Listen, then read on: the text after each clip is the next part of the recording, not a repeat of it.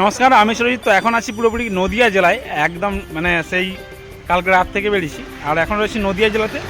আর এটা হচ্ছে যে জঙ্গল প্রাথমিক বিদ্যালয়। হ্যাঁ, নদিয়া জেলায় জঙ্গল প্রাথমিক বিদ্যালয়ের সামনেই জাস্ট একটা সুন্দর মানে দুর্গাপুজোর থিম হয়েছে। মানে দুর্গাপুজোর থিমটা অ্যাকচুয়ালি কাপড় দিয়ে বানানো হয়েছে, কিন্তু জাস্ট লেভেলের লাগছে।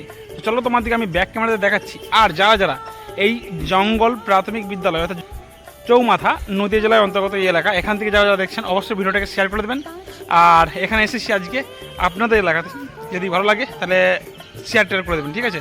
তো চলো তোমার দিকে আমি দেখাচ্ছি ওখানে, মানে প্যান্ডেলটাও দেখো কতটা সুন্দর, মানে লেভেলের প্যান্ডেল।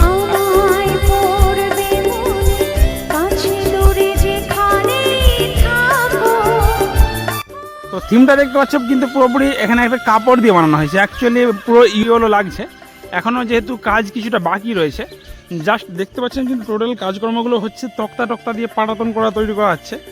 আর এখানে মন্দিরের আদলে কিন্তু বানানো হচ্ছে, দেখতে কাপড়ে হলেও কিন্তু খুব সুন্দর। আর জায়গাটা হচ্ছে জঙ্গল প্রাথমিক বিদ্যালয়, এটা হচ্ছে যে নদিয়া জেলা কল্যাণী চক্র এই জায়গার নাম। আর এখানে দেখতে পাচ্ছেন কিন্তু আমি জায়গাটা দিয়ে রাখছি, এখানে হচ্ছে যে মদনপুর জঙ্গল চৌমাথা।